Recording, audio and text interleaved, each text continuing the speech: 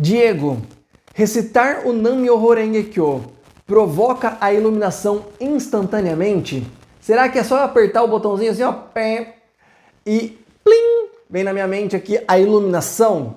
O Nam-myoho Renge-kyo ele serve para isso, já que você falou da ferramenta sempre, né? Eu gostaria de te dizer que sim, mas na prática não é bem assim, né? Na prática eu preciso te dizer que não é assim, para que a gente possa realmente entender com inteligência e realmente sabedoria para praticar corretamente, certo? Seja bem-vindo, seja bem-vinda. Esse aqui é o canal Budismo Descomplicado.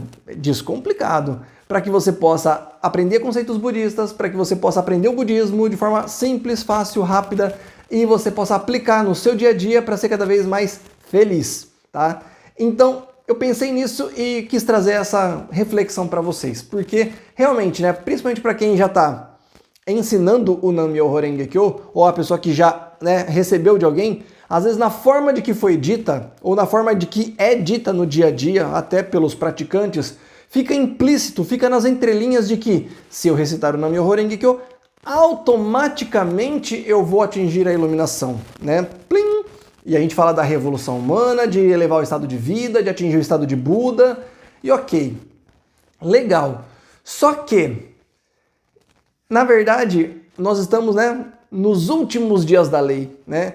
O Nam-myoho Renge-kyo, ele veio como, eu sempre falo de ferramenta, né? Ele veio como uma ferramenta, veio como um mantra para facilitar o processo, né? E trazer de uma forma universal, realmente, uma oração para que nesses últimos dias da lei, que é praticamente a eternidade, daqui, né, de 1000 anos para cá, vamos dizer assim, a gente realmente não precisasse ficar perdendo tempo com tantas outras coisas. Quando Shakyamuni, o Buda histórico, o primeiro Buda, ele atingiu a iluminação e ele foi ensinar para as pessoas, ele ensinava as pessoas a atingir a iluminação de acordo com a capacidade do ouvinte, ou seja, com a capacidade da pessoa. Ele entendia a realidade da pessoa, conversava com ela e ia ensinando, dando informações, metáforas, analogias, práticas, umas escadinhas ali. E isso se tornou vários sutras, vários ensinamentos, milhares de ensinamentos. Mas, né, no final ali, ele até ensinou, justamente, ele elucidou ali o Sutra do Lótus, né? Ele trouxe o Sutra do Lótus, que inclusive o próprio Nichiren falou em várias cartas que é o mais difícil de acreditar e o mais difícil de compreender na prática. Né? Na essência, ele é realmente complexo, não é impossível de entender, mas ele é complexo de aplicar, tá? E aí, vamos lá, né? Vou trazer aqui, isso foi nos primeiros dias da lei, e mesmo as pessoas aprendendo o Sutra do Lótus nos primeiros dias da lei, muita gente ali não conseguiu acompanhar, né? Teve gente que atingiu a iluminação, teve gente que teve dificuldade para atingir a iluminação, teve gente que não atingiu a iluminação. Beleza.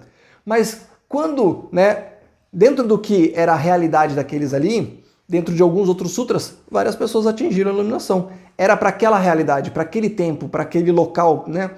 Enfim, para aquela compreensão.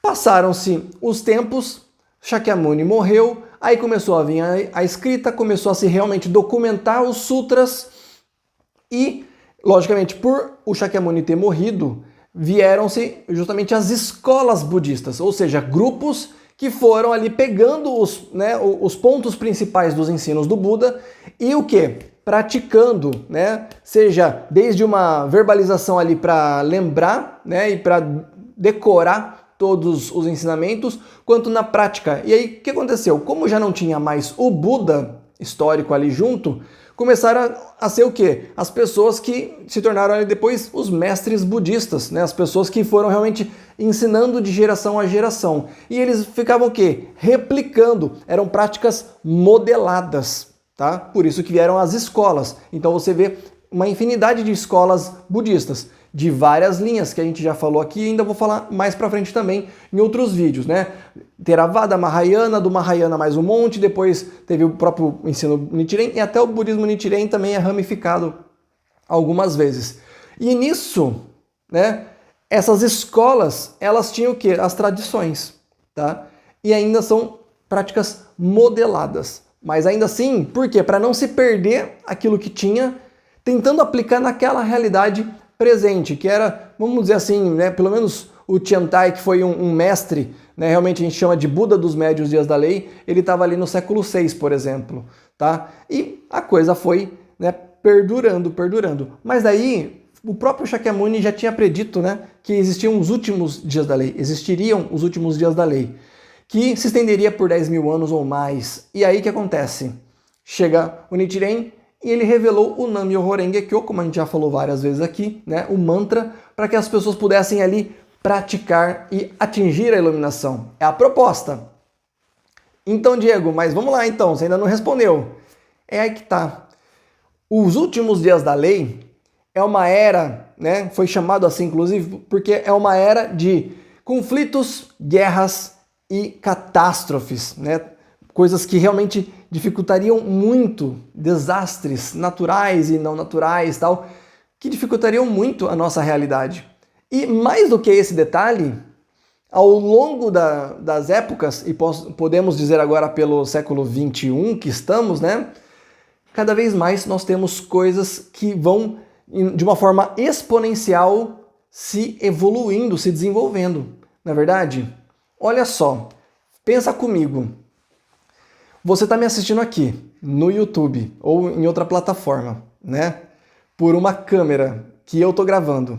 Você percebe que em um único aparelho que nós temos hoje, eu só vou falar aqui alguns que eu vou lembrar agora, tá? Eu estou usando esse mesmo equipamento como câmera de gravação de vídeo, ele pode ser uma câmera fotográfica, ele pode ser um gravador de som, ele pode ser um despertador que eu uso todo dia, ele pode ser uma calculadora que eu uso todo dia, ele pode ser um telefone, que foi a primeira funcionalidade dele, né? Ele pode ser uma televisão.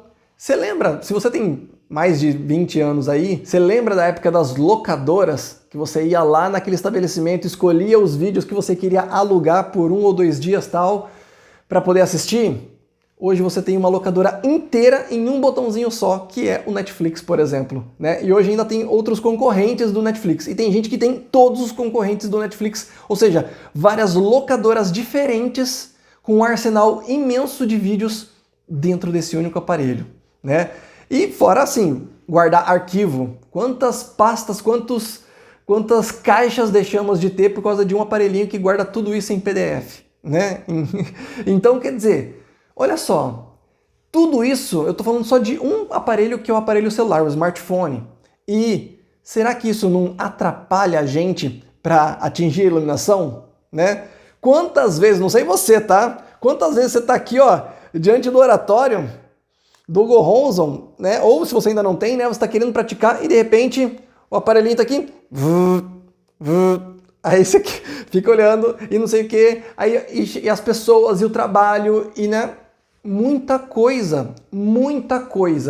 Então, quer dizer, quanto mais, olha só a frase que eu ouvi em um podcast, quanto mais iluminada é a era, mais difícil de atingir a iluminação. Eu falei, poxa, foi por isso que eu trouxe esse vídeo aqui, né? Porque realmente, quanto mais iluminada, seja por luzes de celular, seja por luzes de TV e não sei o que, tudo, quanto mais informações nós temos, o que parecia ser cada vez mais fácil de atingir a iluminação, na verdade são os maiores atrapalhadores, maiores dificultadores de atingir a iluminação. Porque pensa, naquela época do Shakyamuni, ainda mais naquela Índia antiga e até por onde ele estava, eles não tinham quase nada, malemar fogo, né? Era isso. Então, conversar e trazer a pessoa para uma profundidade de foco para ela poder atingir a iluminação era muito mais fácil contra os dias atuais, onde nós temos na mão esse abençoado esse celular aqui, que é uma ferramenta indispensável, a gente não consegue mais ir no banheiro sem ele, né? E de repente você ainda fala de se iluminar. Então, quer dizer, o Nam-myoho Renge-kyo, ele traz a iluminação instantânea? A proposta é que sim, mas e na prática, né?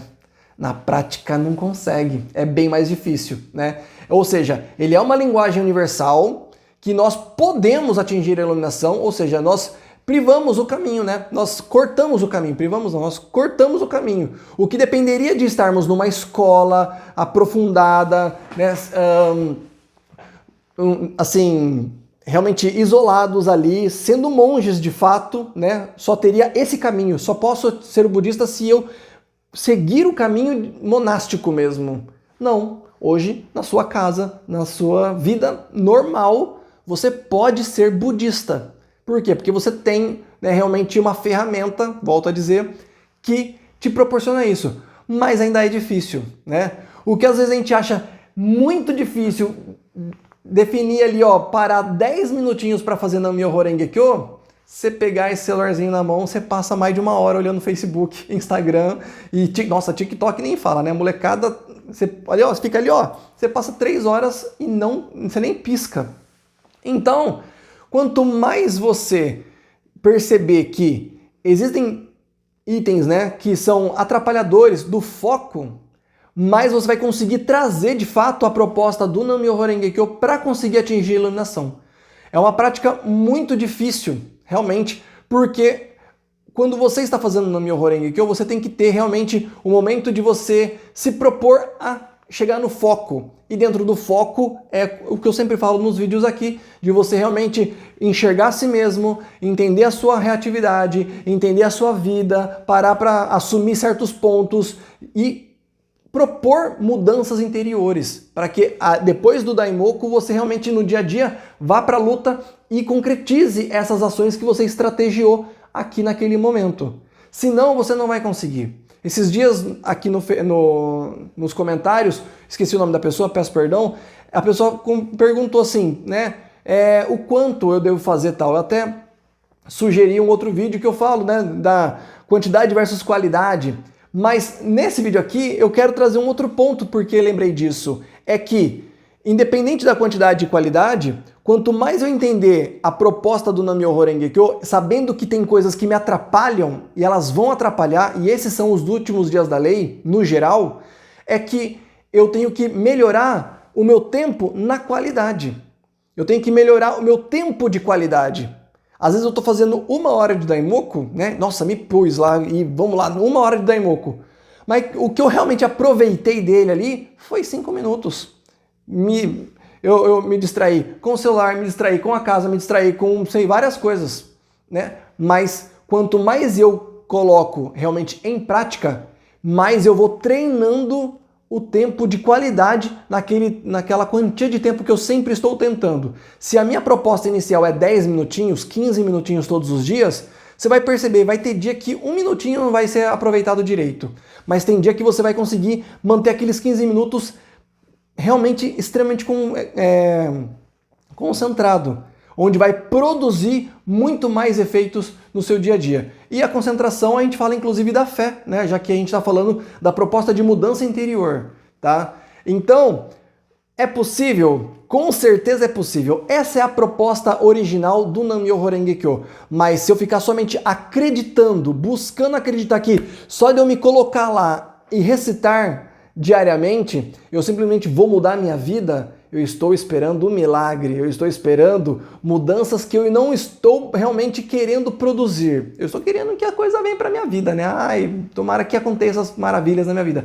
Não vai acontecer assim, tá? Eu tenho que realmente me propor a me iluminar com a ferramenta Nam-myoho Renge Kyo.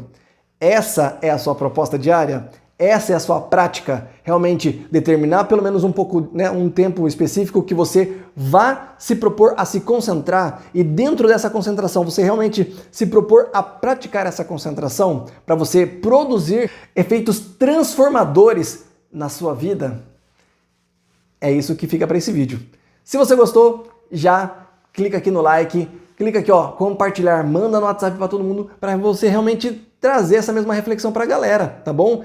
E se você não é inscrito no canal, por favor, se inscreve aqui para a gente poder aumentar a nossa comunidade Bodhi de Bodhisattvas aqui do Budismo Descomplicado, tá bom? Muito obrigado, minha parte é só e tchau, tchau!